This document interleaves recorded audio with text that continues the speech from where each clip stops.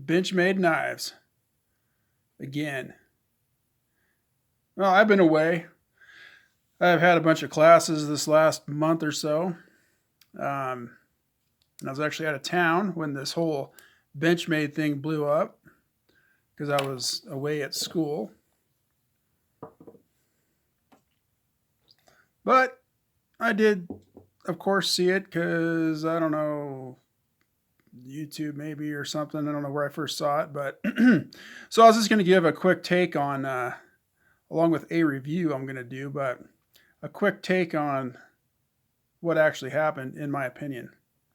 So the Oregon City Police Department posted the Facebook post regarding Benchmade destroying these guns.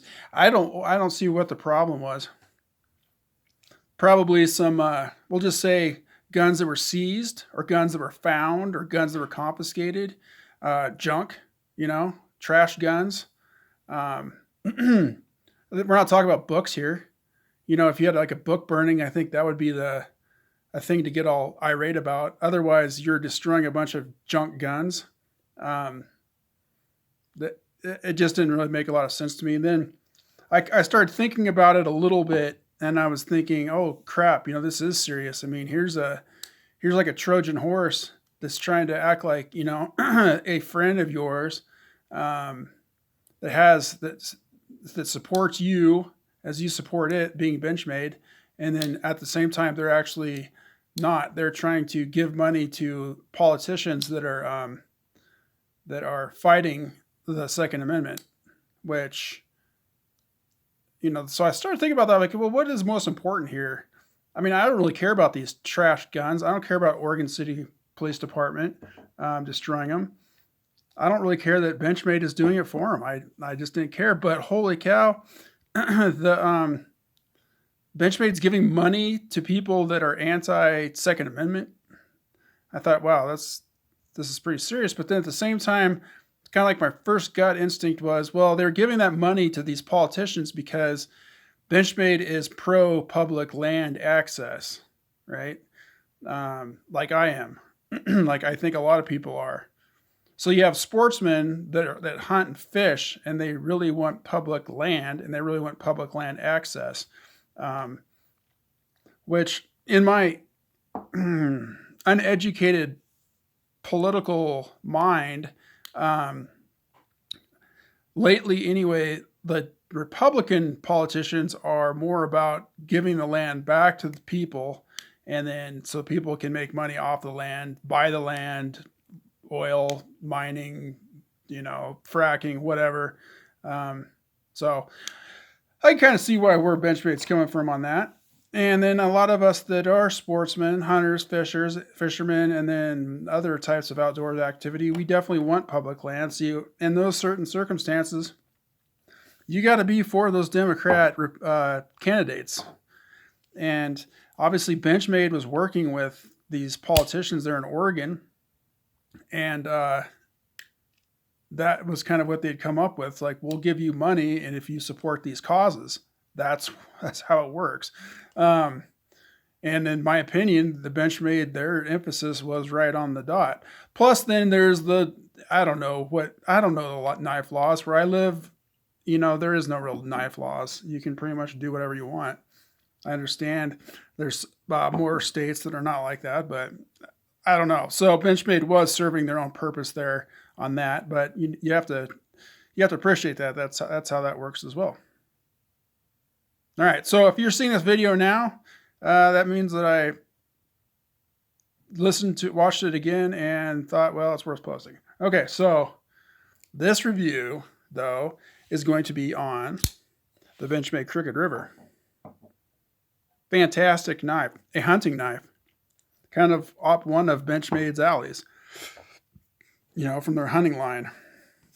Over here, you kind of have some of their black class tactical stuff, which from the previous discussion is kind of pro Second Amendment, right?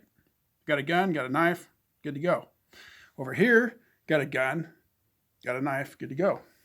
All right, so on the Crooked River, We got a blade length of 4 inches, a blade thickness of 125 thousandths, handle thickness of 6/10 of an inch, so pretty thick. S30V steel with a Rockwell hardness of 58 to 60.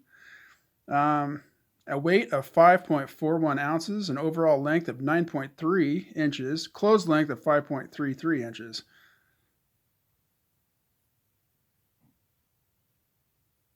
And it doesn't retail, but it goes online for $208.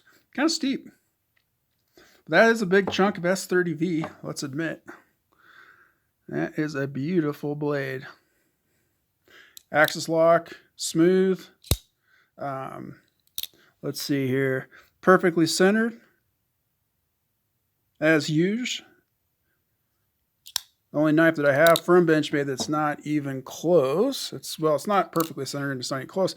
And I've done a review on it though, is this Presidio, the first one. But hey, I could have sent that back and never did. I just went with it. So this knife, excellent. I do have an Emerson clip I put on there. 5.4 ounces, kind of heavy, but for how much knife you get, it really isn't.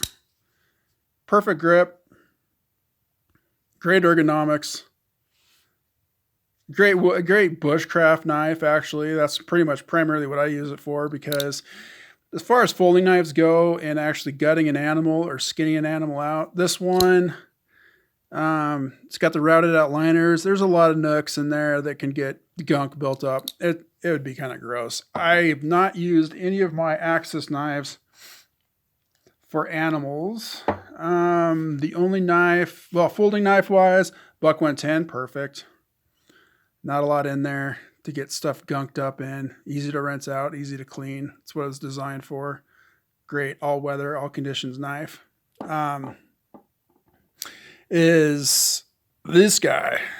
Not this particular knife, but an AFO. I've used these quite a bit on birds, actually. No big game, but lots of birds, because really with a bird, that's all you need right there. And I can kind of keep this segregated from any gunk, and they're easy to clean out too. They're real simple, smooth aluminum inside. Kind of a sealed off action, easy to clean out. Great knife. Great all-around knife. My favorite. But as far as non-auto knives go, favorites, definitely this guy. Ergonomically, you grab this thing, just the way that the angle of the blade to handle, as far as like power cutting or even precision cutting, it's great. It's got a sharpening choil that's good. As far as sharpening choils go, I'm good. I'm good with the, that's fine. I'm also good with the kind of the Spyderco method of just sharpen to the back where the stone stops. You just stop sharpening. I kind of think that you snag less stuff, when you're cutting things, it's less prone to snag. And then I'm always kind of concerned of rounding off those nice crisp points on that choil. So actually it causes me more, quote unquote, distress sharpening on something like that. So I don't round that off or nick it to keep it nice and crisp. This one's pretty good. Shoot, I don't have that 710. The 710 that I have, I've sharpened that quite a bit, and it's, pretty good shape. Let's see here if I can. Oh, here it is right here. So let's take a look at that. Yeah, it's not bad, but I don't think it's quite as crisp as it started out, if that makes sense. So yeah, so this is kind of an example. This is kind of a comparison. The old 710. A couple things. I think this guy's actually, that 710 is pretty thin behind the edge. It's been sharpened quite a bit. You don't see a whole lot of that secondary bevel. That's pretty good. And then this guy too. Seems like it's just a really good slicer. I really don't know. Like I've said before, I don't have calipers, but Feels pretty darn thin behind the edge to me. I think it's a great slicer. It's great with food. It's just a great all-around industrial, hunting, everyday knife. I really like it. It's bigger than I think a lot of people want to carry. Me personally, though, I don't know. I don't have a problem with it. In fact, most of the knives I carry are kind of in that class. You know, bring out the Recon 1 again. And, of course, the Spyderco Military. All kind of comparisons. And then the Voyager, which I did a video on the Voyager. And in that, I claimed that it's the most comfortable knife that I have. And I don't know. That was kind of hyperbolic, maybe, or exaggerated. There was a lot of truth to it. But in the end, like, this is that's a pretty comfortable knife for like all day high torque cutting. And this one actually, I think this one is actually the best. Now, personally, out of all these knives right here, I take this one out of all of them 10 out of 10 times. Now, I really like this knife. I think it's really good. I mean, for the weight you get, the blade length, I think it's a great knife. However, this one's better ergonomically. It definitely has a stronger lock, more durable lock. Haven't had any problems with the G strings. I'm just kidding. The Omega springs. You got the Triad locks here. They're strong. They're going to be stronger. Okay, admittedly so. However, ergonomically, this one's good and this one's really good too, but they're not as good as this. And I think this is the better slicer of the blades, even though this is kind of a higher flat grind than this one. And this is great. I really like it. But I think this one, for me, is superior. And as far as locks go, obviously this is the most convenient. You know, to deploy, to retract, put it back in your pocket. It carries the best. The only out of all these knives that carry better is this guy, the 710. Because it actually has a smaller footprint. You get a lot of blade for a very small footprint, and it's lighter weight. Probably by an ounce, if not more. But at the same time, ergonomically, this one's better. It just feels like a kind of just a more robust, burlier knife. Definitely has the better blade. Definitely has the better handle. So I would go with this.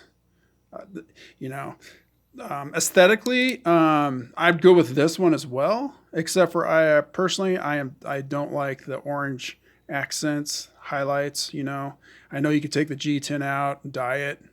I'm thinking maybe if it's a lucrative fire season this upcoming year, we'll see, being that it seems like it snows about 5 feet a day. So we'll see what the fire season brings. Kind of just matters what happens in the springtime, not necessarily in the winter. We'll see what happens in May and June. We'll find out. But if it's a good fire season, and my odds are pretty good because I travel all over, one way or the other, I'm going to have a decent fire season, if not stupendous. I'll probably get a custom. And I'm kind of debating on what to go with. But, they all come with the G10 grip, anodized aluminum bolsters. And I do like the wood grips that they come with too. But, at the time I bought this, and I've had this for, I think, 3 years now, this definitely was the one that kind of jumped out at me. I think that if the wood and axis lock don't really go hand in hand with me. I really like that Big Summit Lake they had a few years back that I never did pick up, and now they're discontinued and probably pretty hard to find. I always like the looks of that knife though. But as far as like an axis lock, because that was a back lock, I think. I'm pretty sure it was a back lock or mid lock. But if you're going to throw an axis in there, you might as well keep it more modern looking. I don't know. That thing just looks like a hunting knife to me, the whole thing. And that's a Skinner and a half there. Plus it's got that clip point. I imagine another good thing they could have done with this is turn into a nice drop Skinner style. But in the end, if they're only going to go with one, I definitely prefer this. I really like clip points, the piercing capability you get. You don't have to like sit there and push, and then finally make it in and perhaps dig too deep. You can just put a little bit of pressure in it, get it in the depth you want, and then works great. As far as that goes, lots of experience with this. You got to be careful hunting or, skinning big game. You got to be careful with these things because it does have that acute tip. But at the same time, just patience, experience, and skill. And there you go. So really, does anybody need anything other than this? Heck no. But every year that comes around, you get some new design. Actually, this is the newest, I think, out of all these designs, but out of all these models, but there's always new stuff, new and cool coming out.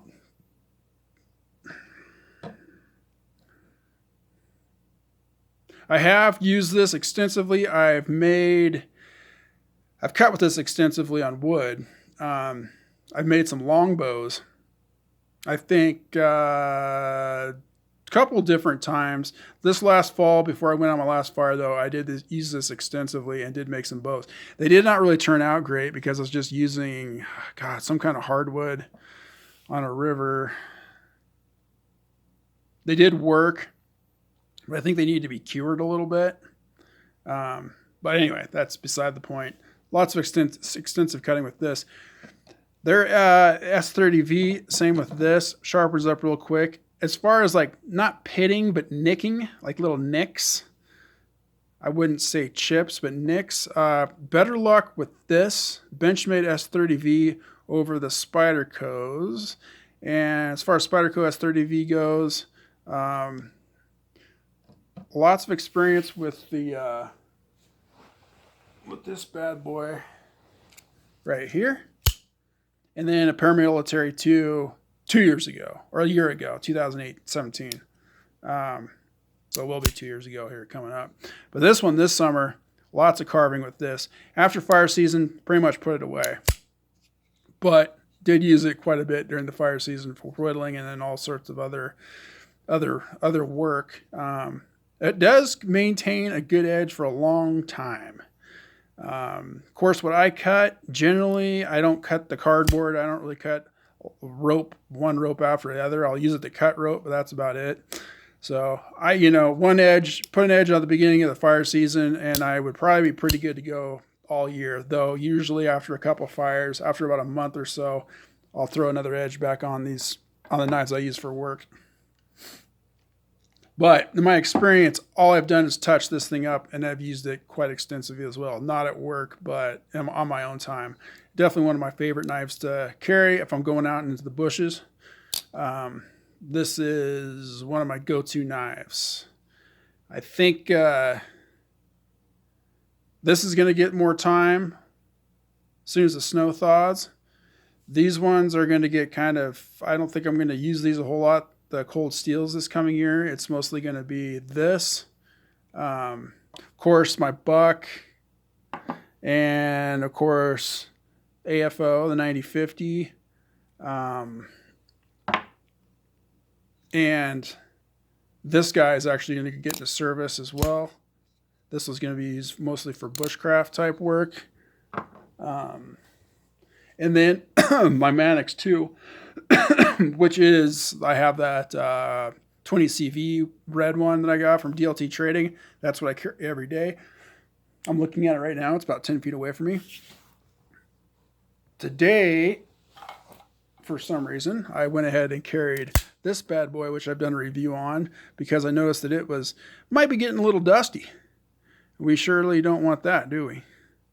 So I busted this thing out, and I've been carrying this. Didn't use it.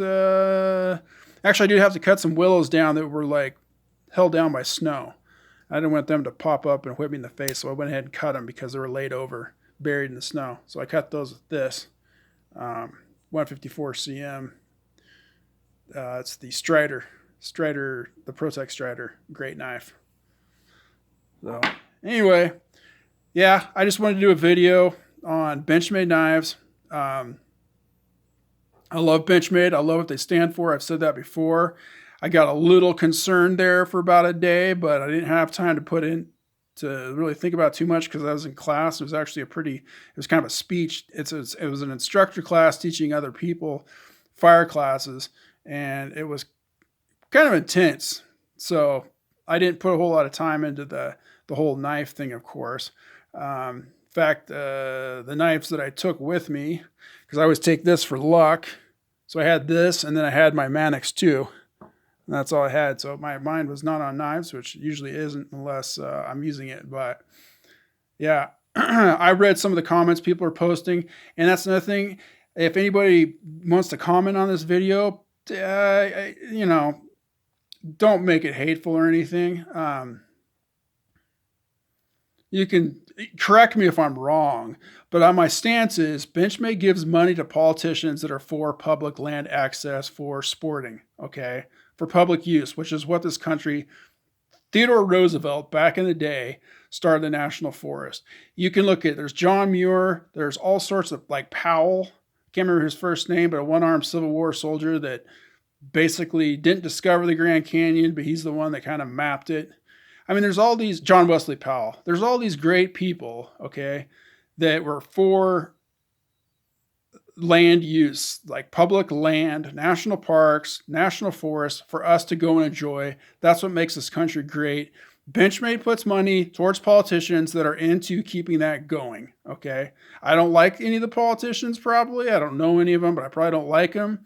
I don't think the emphasis has anything to do with anti-Second Amendment. I think that it was all Benchmade's primarily wants people out hunting, buying their knives. Okay, that's what it is. So there's one article. If you just Google Benchmade, one of the first one that pops up is an article by Gear Junkie, and I don't read Gear Junkie. I don't really know what it is. It's a review outfit, I'm sure. They have an article and they throw up who Benchmade is donated to, at least on the Democrat side. And basically it all just had to do with public land access. Okay. So look that up. If you want to send me a link or something, telling me I'm wrong, telling me I'm right, you can do that. But, you know, personally, I don't live in a suburb. I don't live in a city. So Second Amendment to me is hunting. I'm very strong on people having firearms to protect themselves, which could be a handgun to carry with you. It could be I don't give a shit what kind of gun you have at your house. You could have a cannon, you could have a 50 cal deck gun, whatever, you know, awesome. You know, you should have whatever you want. However, there's more things out there than having a gun. There's a couple different words, but like, don't be so myopic in your thinking. There's more to it than owning a gun. If you live in a city, if you live in a suburb, you don't get out in the public lands, but you want to have a gun, that's fine. But there's more to it than that. So I think that's pretty much all I got. Have a good day. Enjoy the snow.